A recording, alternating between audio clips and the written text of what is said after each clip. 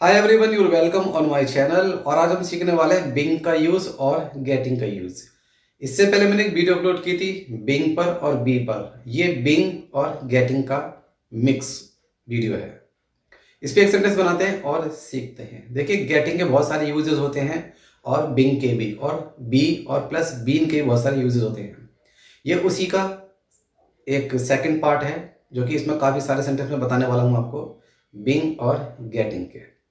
इस वीडियो को प्रॉपर तरीके से आपको देखना है और समझना है बिंग का यूज़ कहाँ होता है और बिंग का यूज़ कहाँ होता है, और साथ ही साथ बी का क्या यूज़ है।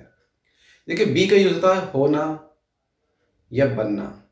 बिंग का मतलब होता है BEING, होना या बनना। साथ ही साथ एक हिंदी और है इसकी, हो रहा है या बन रहा है। एक होता है गेट का यूज़। गेट मीन्स होता है कमाना, होना, बनना या हो रहा है। देखिए, गेटिंग के काफ़ी सारे यूजेस होते हैं। एडवांस यूज भी काफ़ी होते हैं गेटिंग के, बिंग के भी और बी और प्लस बीन के भी। इसमें कुछ सेंटेंस हैं जो मैं आपको बताने वाला हूँ। इनको अच्छी तरह से प्रॉपर तरह से समझना है और यूज़ करना है अपने इंग्लिश के अंदर। जब तक आप प्रॉपर तरीके से आप यूज़ नहीं करेंगे इस तरह के सेंटेंसों को, तो आप प्रॉपर तरीके से इंग्लिश नहीं सीख पाएंगे। देखिए, होता क्या है, इंग्लिश में काफ़ी सारे वेरिएशन होते हैं। इंग्लिश को लेके कन्फ्यूजन बनी रहती है, कहाँ में कब कौन से हेल्पिंग वर्ब का यूज़ करना है और कौन से वर्ड मीनिंग का यूज़ करना है।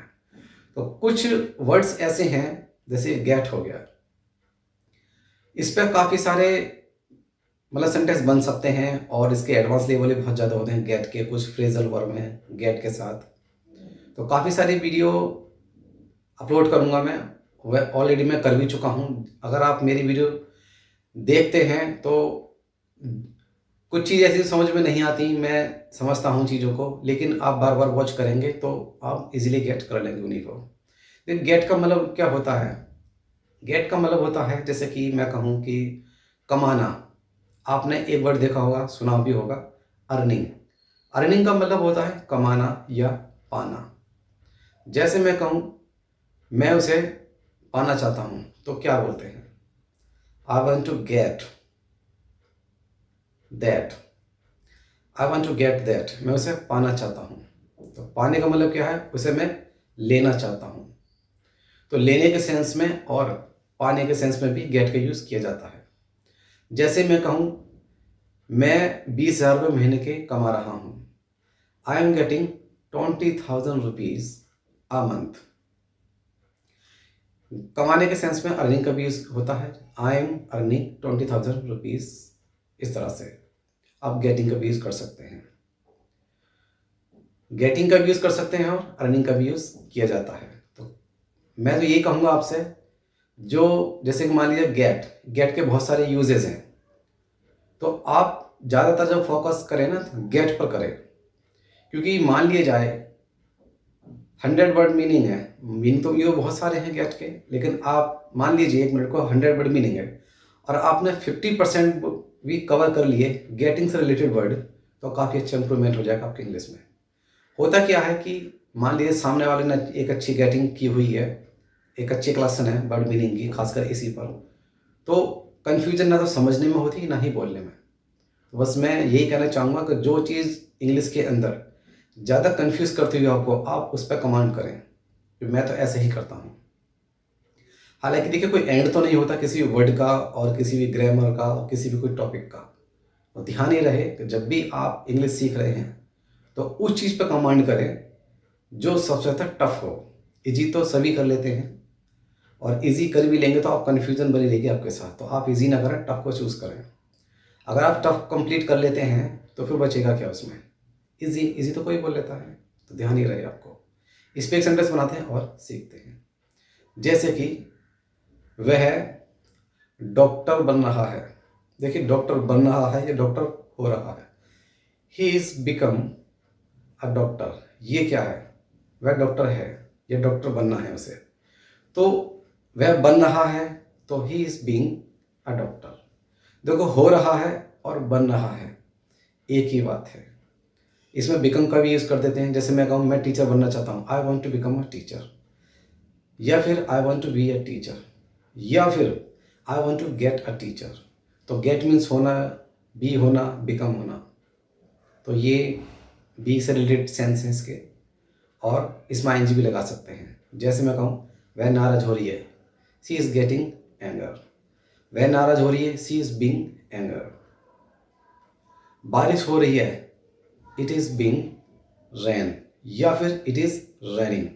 देखिए इट इज़ रेनिंग, बारिश हो रही है, ये भी सेंटेंस ठीक है, और इट इज़ बीइंग रेन, ये भी सेंटेंस ठीक है। एक होता है एडवांस में, इट इज़ गेटिंग रेन। तो गेटिंग का भी यूज़ होता है, बीइंग का भी यूज़ होता है, और प्लस जो क्रिया आ रही है, जब बारिश हो रही, रन, रन का रनिंग, रेन, रेनिंग, इस तरह से। तो आप क्रिया में भी एनजी लगा सकते हैं, या फिर गेटिंग यूज़ कर सकते हैं, या फिर बीइंग का यूज़ कर सकते हैं। वह खिलाड़ी बन रहा है, मतलब खिलाड़ी दिन पे दिन हो रहा है या बन रहा है। तो ये जब बात आती है चेंजिंग की, हमारी लाइफ में कुछ चेंज हो रहा होता है, चेंज ऑफ स्टेट आपने सुना भी होगा। और जब भी कोई चीज़ चेंजिंग होती है, चेंज के केस में, उतार चढ़ाव के केस में, तो इसमें भी गेटिंग का यूज़ किया जाता है, बीइंग का यूज़। जैसे मैं कहूँ वह ओल्ड हो रहा है, ही इज़ बीइंग ओल्ड। तो क्या हो रहा है, वो ओल्ड हो रहा है, पुराना हो रहा है। वह बहुत ही ज़्यादा